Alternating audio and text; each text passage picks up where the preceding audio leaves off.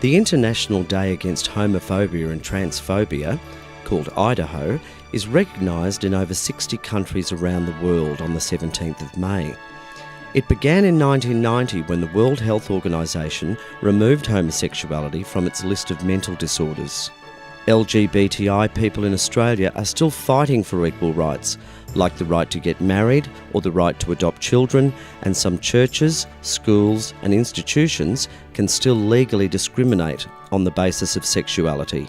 Hi, I'm Stephen from Inside Out TV, and I'm very excited today to be at the beautiful Ivy in the city for the Pride and Diversity's fantastic luncheon. The MC today is the iconic Mr. Bob Down, and the keynote speakers are the patron for Pride and Diversity, the Honourable Michael Kirby, and AFL player and anti-homophobia campaigner Jason Ball.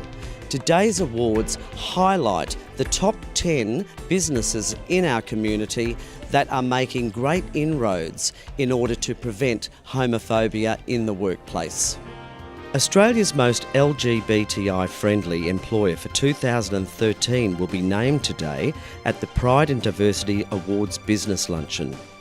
Pride and Diversity was developed in partnership by ACON, Australia's largest community-based LGBT health organisation, Diversity Council Australia, the independent diversity advisor to business, and London-based LGBT advocacy group Stonewall UK. There were 41 employer submissions for this year's awards, up 62% on 2012, with 18 first-time employers signing up. Pride and Diversity is an employer support program for all aspects of LGBTI workplace inclusion.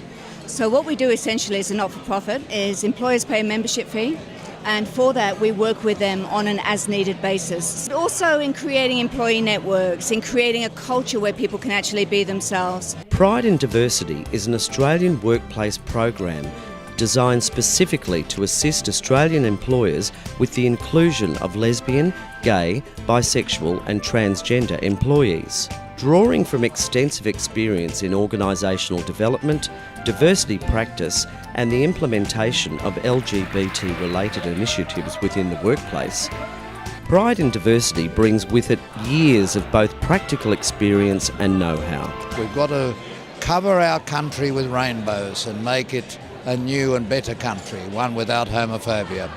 Absolutely, I couldn't agree more, and thank you for your patronage. It's my pleasure and my honour and my duty. Part of our work is actually benchmarking Australian practice, and they go through a really rigorous assessment. And as a result of that assessment, we really acknowledge there's a lot of organisations that weren't on the stage that are also doing some amazing work.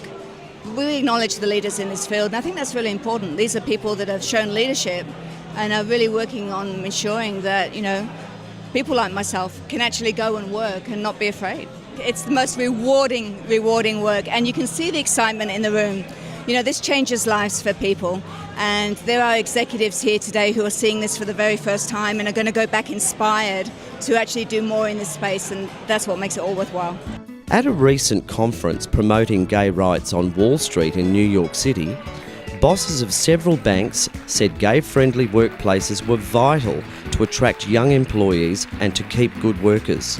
I work for Westpac, and we have formed an employee action group. It's called Global, which encompasses all of the LGBTI community. We've just been going for 1 year, so this is the first year we've actually submitted to Pride and Diversity, and we're so excited that we won 7th place this year. Congratulations, chukas everyone! Jason Ball is an openly gay AFL player. Together with some of his AFL teammates, he has initiated a campaign to help stamp out homophobia in sport. So the initiative that we launched today, which is in partnership with the AFL Players Association, is about stamping out homophobic slurs in the game. So we've managed to get together a huge list of some of the biggest names in AFL who have all taken the pledge that they'll never use homophobic language, and they're also encouraging other people out there in the footy community, fellow players and footy fans, to do the same. I think it's a really powerful initiative to have straight AFL players getting on board with this issue. I think we need to create a much more welcoming and inclusive place for the gay and lesbian community within sport. It's probably one of the more hostile environments out there. So hopefully, at the end of the day, we might be able to see more players like myself who are able to be open about who they are and not have to feel, like they have to hide. A hearty congratulations to today's award winners, and thank you to everybody in attendance.